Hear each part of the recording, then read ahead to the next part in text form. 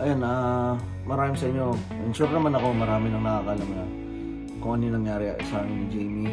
Gusto ko na lang sana idaan sa type na lang din o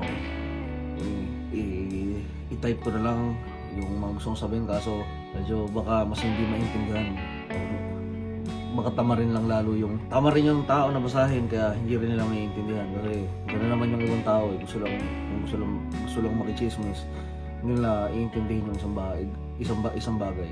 Yun nga, separate na kami ng path ni Jamie. Napunta na siya sa kung anong gusto niyang gawin at sa totoosin lang, hindi naman na ako dapat hindi naman na talaga dapat. Hindi na talaga ako dapat hindi ko na dapat gagawin sana tong ganito. Or i-depensa yung sarili ko. Hindi ko na sana i-depensa yung sarili ko sa mga accusations, mga ganito, mga ganyan. Gusto ko na lang sana lunukin lahat, kainin lahat ng mga kung ano naman yung sinasabi o dagdag, yung mga bawas. Mas alam ko naman yung totoo at alam ko naman yung nangyari at alam naman ng mga nasa paligid namin kung ano yung totoo. Kaso, ganun na naman yung sitwasyon.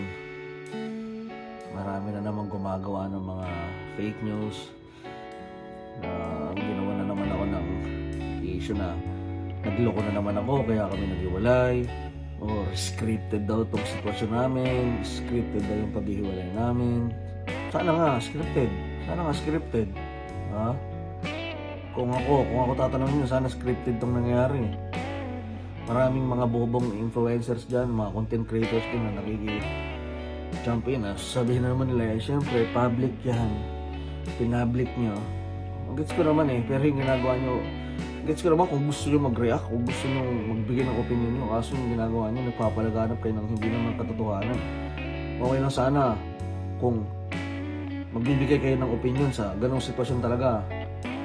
Dahil sa gusto nyo maging unique kayo at maging prangka kayo, gagawa kayo ng sarili nyong kwento. Diba? Pero wala man akong pakialam doon kasi expected ko naman yan. Expected ko yung mga kanyang sasabihin. Gusto ko lang sabihin sa inyo, totoo yung nangyari. Totoo po yung nangyari sa amin ni Jamie. Totoo po yung hiwalayan namin. At hindi ko na... Kaya nga ako, habang nakikita ko yung mga nangyayari sa social media, yung mga akusa ng mga tao, mga beso ganito, beso ganyan, yung totoo. Ginagamit lang yan para umingay sila. Kasi laos na sila. Kasi ganito, kasi ganyan. Sa akin okay kung scripted yun. Mas gugustuhin ko kung scripted na lang. Sana ganun na lang pala ginawa namin ni Jamie. Sana pinagplanuhan talaga namin na ngayong petsa maghihiwalay tayo, ganito gawin natin. Sana ganun na lang. Sana totoong wala kaming problema. Diba? Sana nga ganun kami bilang content creator, wala kaming problema sa totoong buhay. Sana ganun talaga. Kasi kung gusto lang namin pumutok ulit, kung gusto lang namin ulit sumakay sa flow ng mga views ng ganito ganyan, sana pinagpatuloy ko na lang o pinagpatuloy na lang namin yung kung ano yung mga content na ginagawa namin. Sana ganun na lang ginawa namin. Diba? Sana hindi na lang kami tumigil sa kung ganun gusto. Wala maganda naman yung views ng mga ganun ganito ganyan, mga ganitong shit. Sana ginawa ko na, sana pinagpatuloy na lang namin yun kung yung palihabol namin. Pero hindi. Kayo na lang din sa mga nagsabi na hindi na healthy yung ganito, hindi na healthy yung ganyan. So, nag-try kami, tumahimik kami, naghayatos kami, pahinga namin mga utak namin. Nag-focus kami sa buhay, sa totoong buhay. Kasi kung gusto lang namin maging trending, puta, kahit ano lang gagawin ko, kahit ano na lang i-content ko, lahat na lang bibidyohan ko kahit hindi na maganda. Kung gusto ko lang maging content creator talaga na sikat. Kaya gets ko naman. Kaya habang nakikita ko yung mga accusations nyo na scripted lang yan, pero magbabago lahat yan kapag nalaman yung mga nakita nyo na mismo sa mga mata nyo kung ano talaga yung mga nangyari. Sabi ko sa kanya, maging ano ka sa sarili mo. Yung hindi naman yan at ganyan ka. Diba? Ay, yun lang. Pagka na siguro, hindi ako naman talaga tayo na.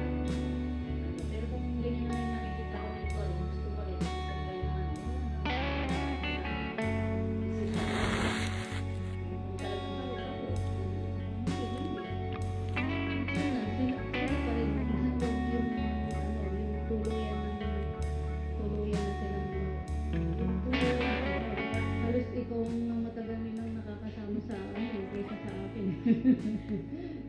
Kaya parang ako rin yung nasaktan din ako na malaman ko na maghihiwalay sila.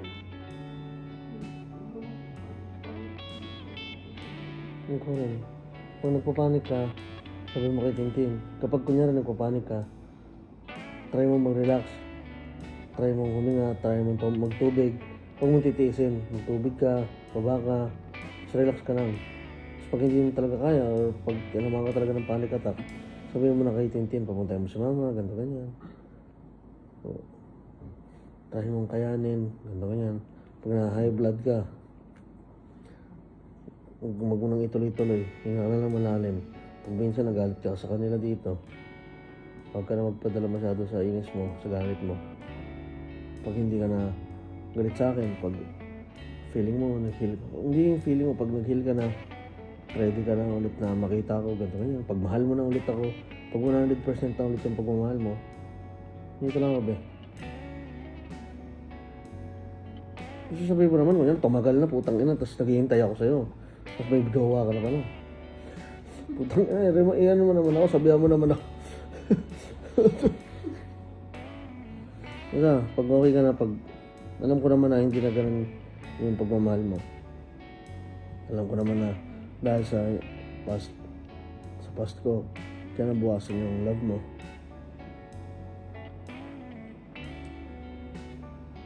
So pag ready ka na ulit, Huwag ka umiyak, bukla ka.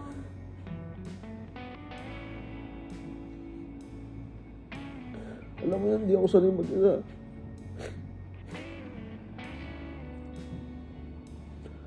Takot ako mag-isa. Kasi magulo yung utak ko.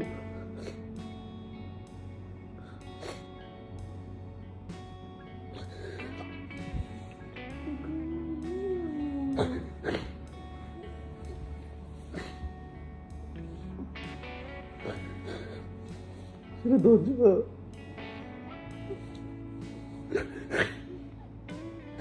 Makikita mo naman yan.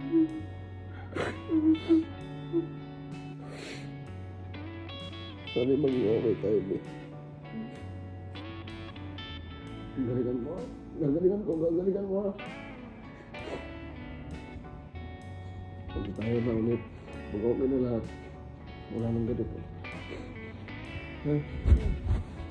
Paalam ako kila sa mga lola niya, sa mga tita niya. Hindi ko man nasabi sa kanila lahat kasi hindi na rin kaya ng puso ko yung nangyari eh.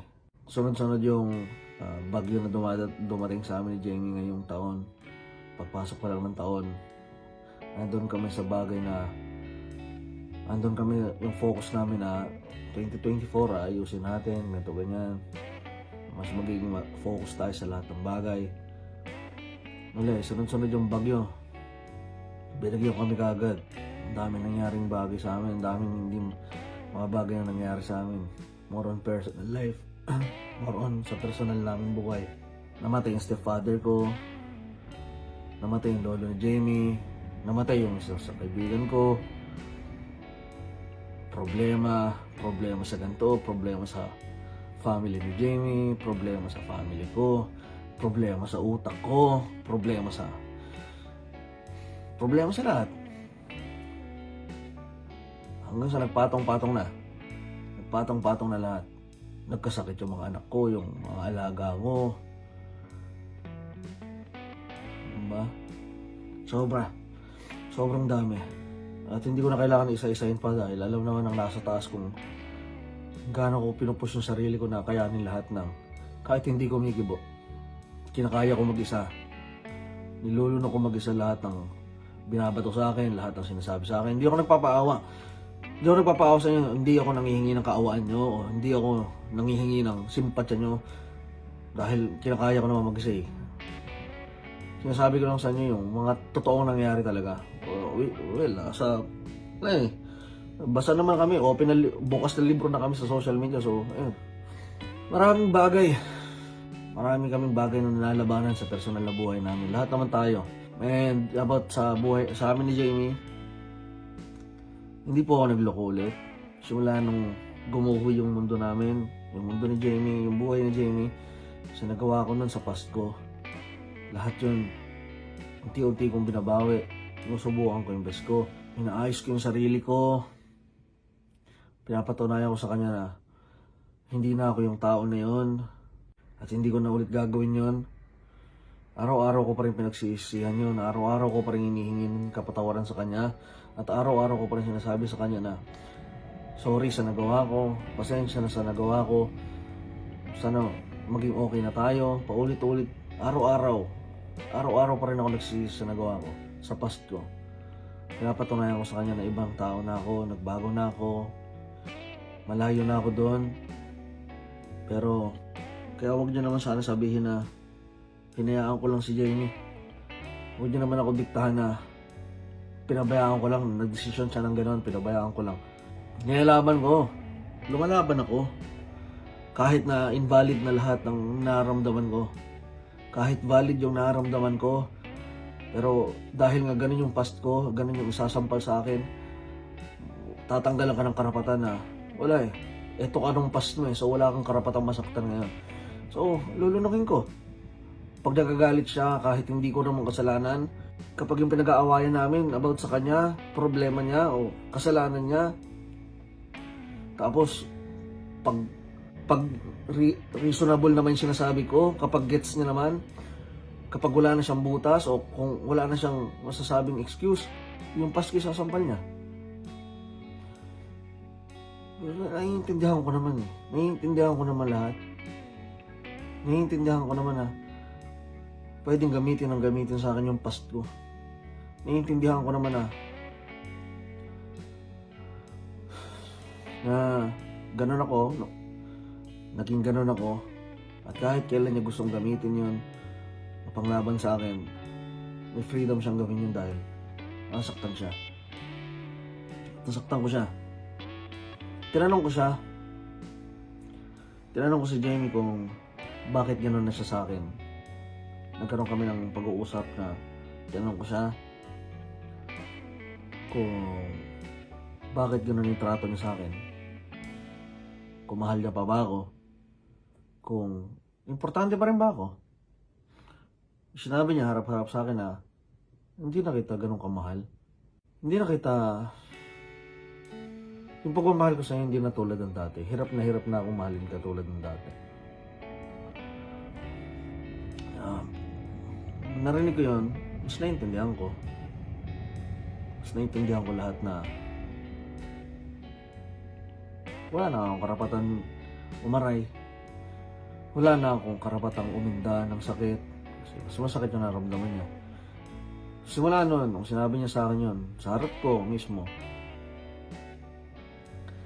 tinis ko na lang lahat. Tinitiis ko na lang lahat. I-aray man ako sa kanya, kung may iinda man akong sakit sa personal na buhay ko, dalasan, sinasarili ko na lang. Mga problema ko sa utak ko, sa family, sa ganito, sa lahat ng bagay, sinasarili ko na lang. Kasi, ganun eh. Wala na eh. Naramdaman ko kasi na lahat ng mararamdaman ko, lahat ng mararamdaman mo, Anthony, hindi yan valid. Kasi ganun yung past mo. And sabi ko sa kanya, sabi ko kay Jamie, sabi ko sa kanya, so anong gusto mong mangyari? I mean, anong desisyon mo? Kung hindi mo na ako mahal, bakit magkasama pa tayo? Kung hindi mo na ako mahal, pinipilit mo na lang ba magstay sa akin dito? O nag-i-stay ka na lang para gumante? O nag-i-stay ka na lang para lang din saktan ako?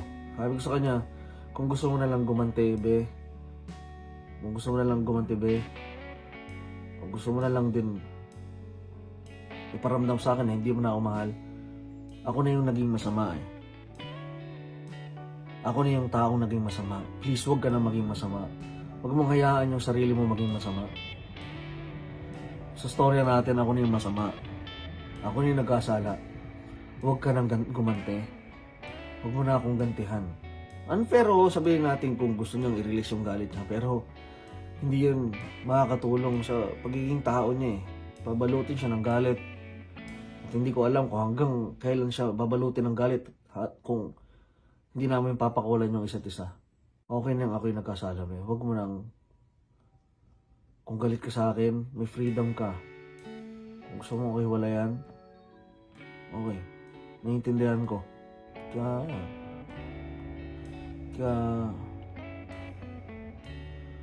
tuwing makikita niya daw ako, tuwing makikita niya ako, kahit nakatahimik lang ako, nagpa-flashback yung past na nangyari, masasaktan siya. Naiintindihan ko yan. And wala akong ibang hinihiling sa araw-araw na mapatawad niya ako. Totally mag-heal siya. Kahit ako may mga laban din ako sa buhay, pero alam kong makakayanan niya yan. Ako, mahirap. Nakakapagod na rin ako. Bilang ako, sa lahat ng mga bullshit na nagawa ko lahat ng mga katangahan ko, yung mga desisyon ko nagagawa, naiinis din ako sa sarili ko, ba't ko ginawa to, ba't ganyan, ba't ganito, ba't... Wala canon event ko talaga ata yun. Wala hindi ko rin alam Hindi, kung may abilidad lang akong balikan yung past, gagawin ko Naiinis din ako sa sarili ko. Yan, anong sinabi ni Jamie sa akin na hindi niya na ako mahal? Ayun, napag-desisyon na namin. Tagal na. Years na yung tumatakbong ganito kami. Na may problema talaga kami. Kailangan lang talaga namin magtrabaho. Kasi yun yung trabaho namin Trabaho kasi namin magpanggap. Trabaho namin mangaliw ng mga tao, magpatawa ng mga tao. Yun yung pinakatrabaho namin. Magpanggap. Tagal na kami ganito. Ngayon lang talaga pag-desisyon na totally maghiwalay. Kasi baka pwede pa. Baka kaya pa. Ako, sa ngayon talaga, hindi pa rin nagsisinkin sa akin. Lalo na nasanay ako. So sa mga nag-iisip pa rin na isang malaking content na setup lang to na naiintindihan ko kayo kung ayun pa rin yung iisipin nyo. Ako, message ko sa'yo, be. Ayun, panood mo to. Kung panood mo man. Pero sure naman ako, panood mo to kasi sana, kahit pa paano, namimiss mo ko. Kahit onte. Bakit parang hindi ka mukhang apektado, Anthony? Gusto nyo, umiyak ako. Pag umiyak ka sa harap ng camera, nagpapaawa ka. Kapag hindi ka umiyak, parang wala lang sa'yo. Kaya neutral na lang ako. Pinipigilan ko na lang yung luha ko. Diba? Kasi kahit anong gawin ko, isipin mo, sabihin ko yung mga bagay about sa amin, sa personal na buhay namin. Tapos iiyak ko. Ano sabihin nyo na naman? Nagpapaawa ka lang. Si cheater, nagpapaawa. Si manloloko, nagpapaawa. Nang mamanipula na naman. Ano bang... Ha? Saan ako? Saan ko ilulugar yung sarili ko? Mahirap. Pero lahat ang gusto nyo sabihin nyo. Wala naman na akong pakialam. Isang pakialam ko na lang kung paano maayos itong mga bagay na ito. Be, Jamie, unang-una, gusto ko humingi ng sorry sa mga magulang ni Jamie, sa mama ni Jamie, sa kay daddy, kay mama, kay daddy, kila kuya, sa mga kapatid niya, kila nanay, kila tita, kila tiyo. Sorry po. Sorry sa... Ay, ako. Sorry sa... Nakikita nyo ngayon sa social media. Sorry sa... Sorry kung ganito nangyari sa amin ng anak nyo. Ng apo nyo. Sorry po. Sorry po kung nauwi po kami sa ganito ni Jamie na pinangako namin na hindi kami magiging ganito.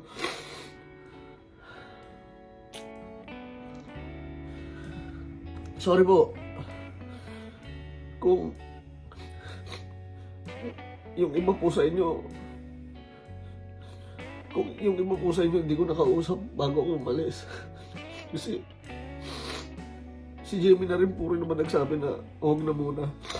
Na kay nanay, sa lola ni Jamie, Nay,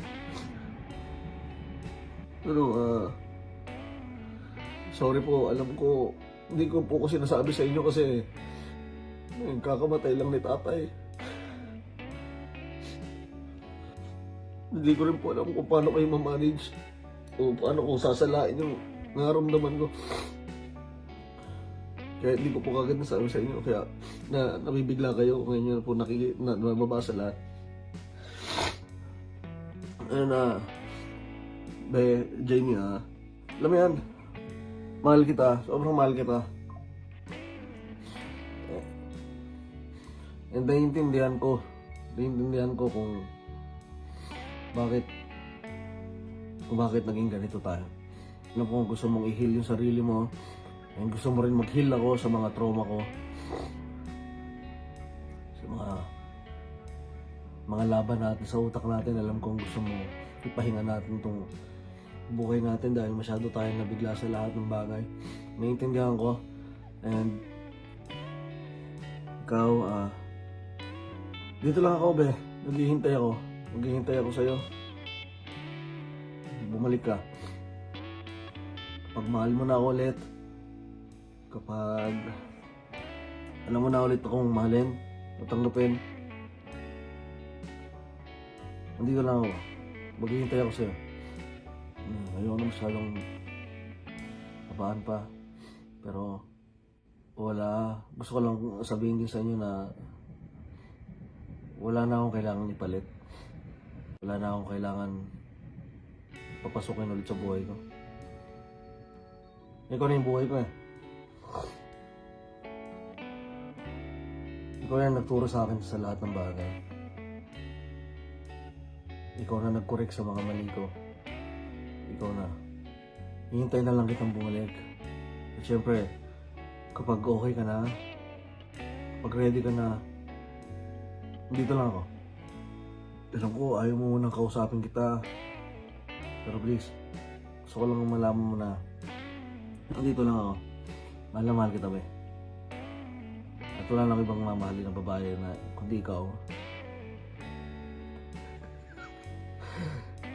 Basta, hindi naman kasi kami naghiwalay ni Jamie ng nang galit kami sa isa't isa. Kaya pero masakit sa amin siyempre dahil si Jamie kasama niya yung family niya ngayon. Kasama niya yung family niya, mga anak ko, mga anak namin, si Doja, si Posty, si Cardi, si Boa, si Luchi, si Zen. Yung mga anak namin, 4 na aso, 3 pusa. Hindi yung isa sa pinakamasakit sa akin ngayon. Kasi gumigising ako nang wala sila, hindi ko sila kasama.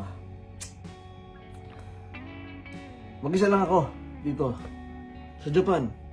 May bahay ako sa Pilipinas, pero ako yung lumayo. Ako yung nag-adjust.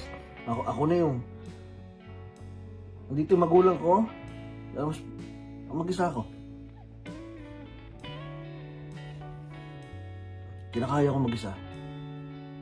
Kaya sana makita nyo rin na may laban din ako na sinusubukan ko rin ipanalo.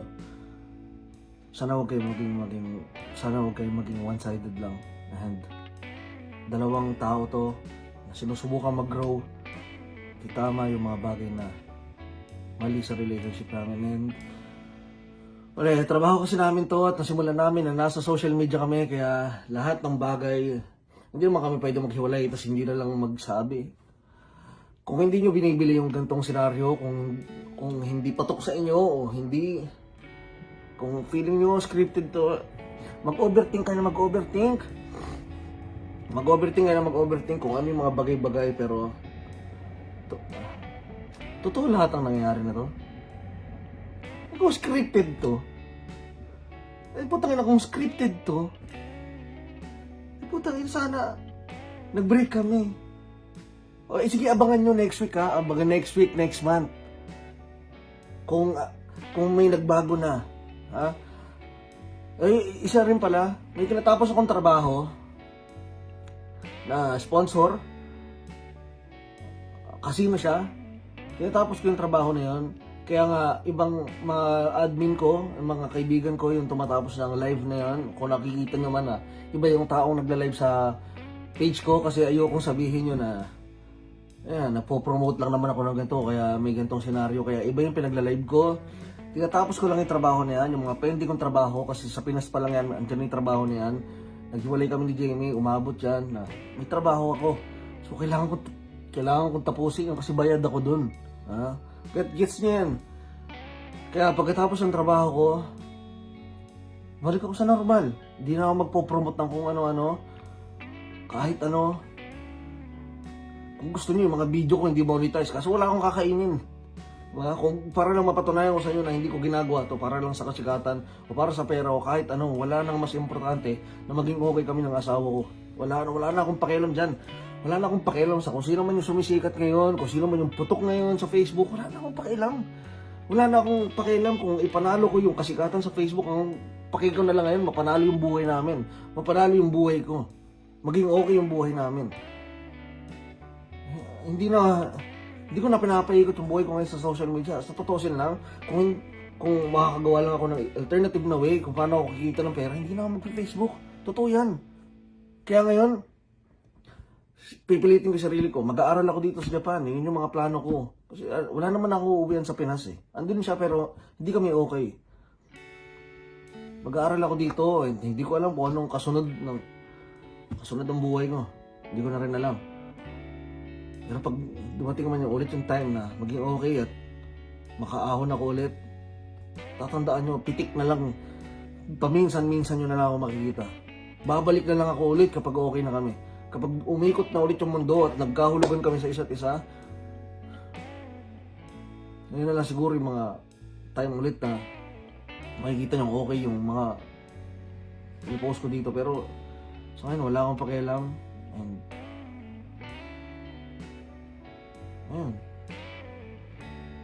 ayun lang naman.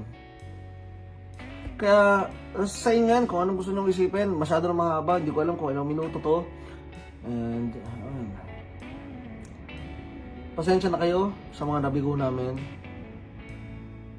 Tang ina Alda ba?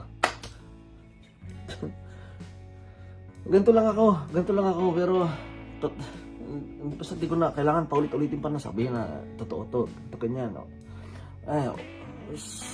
Ano na rin, drain na rin yung energy ko para alam pero kasi nababaliw na ako pero gusto ko lang talagang laruin lahat. And ayun, sa mga gusto pang gumawa ng fake news dyan, gumawa kayo. Okay ng ina nyo, wala akong pakialam. Gumawa kayo. Isipin nyo na lang, utang ina, na kung ganyan yung gawin sa inyo. Gumawa kayo ng senaryo sa mga utak nyo, i-post nyo, wala akong pakialam. Gumawa kayo ng isang katerbang dami account para pabagsakin ako. Wala akong pakialam. Asarin nyo man ako ng asarin, o pikunin nyo man ako ng pikunin. Wala akong pakialam. Okay? Wala akong paki. Nagsasayang lang kayo ng enerhiya nyo. And sobrang laking bagay yun kasi nag-e-effort kayo para sa akin eh. Tirahin kung anong gusto nyo sabihin, wala akong pakialam. Basta isure nyo na kayo, yung mga gumagawa ng shit dyan, ng mga issue dyan, ng mga fake, na mga dami na shit, na hindi naman, na patunayan nyo. O sana masaya yung buhay nyo. Masaya ako sa loob ng bahay. Mapanatili yung napapakain yung mga magulang nyo. Na nakakaambag na kayo sa pamilya nyo. Yun na lang focusan nyo. Okay? Sa halip na gumawa kayo ng mga dami, manira kayo, sino man leader nyo sa GC nyo o sa group nyo na nag-uutos na ito i-bash natin, ito ibagtripan natin, ito. Bahala kayo. Bahala kayo. Maraming salamat. And ayun, naklaro ko na. Hindi ko alam kung maniniwala ko kayo hindi. Hindi na importante sa akin kung maniwala man kayo hindi. Pero please, yun yung magkalat ng news na fake news na kesyo ganito, kesyo ganyan. Nakita ko sa ganito, nakita ko sa ganyan. May ginawa akong ganito, may nakitang ganyan. Walang ganon. Nasa loob na nga lang ako ng bahay. Wala na akong ibang ginagawa ko. Nasa loob lang ako ng bahay. Hindi ako lumalabas. Lumabas man ako, ayain ako magkape. Yun lang. Kayo mga sinasabi niyo, si Anthony, nakita ko ganito, may kasamang ganyan. Nakita ko si ganito, nag-check-in sa ganito. Nakita ko sa ganyan. Ha?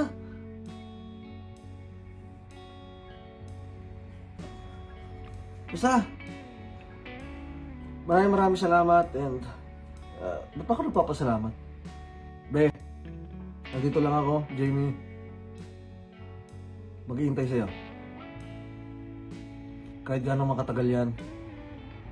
Gusto ko rin ipangako sa'yo na dumating man yung panahon na kung tayo, sure ko sa'yo na okay na ako. Physically and mentally, okay na ako. Huwag ka mag-alala, aalagaan ko yung health ko, aayusin ko yung health ko, ayusin yung sarili ko, yung mental health ko, ikaw rin, huwag ka na magpuyat, and huwag papabayaan yung sarili mo, kumain ka na marami, ay huwag ka na palang kumain ng marami, okay? Ayun, alagaan mo yung sarili mo, huwag mong papabayaan yung sarili mo, and sa mga nakakasama ni Jamie dyan, kayo na po bahala kay Jamie, alagaan niyo po si Jamie. Ayun, mahal ko po kayo lahat. And ayun, putang ina, parang video call, no? Ayun. Ay, God bless all. God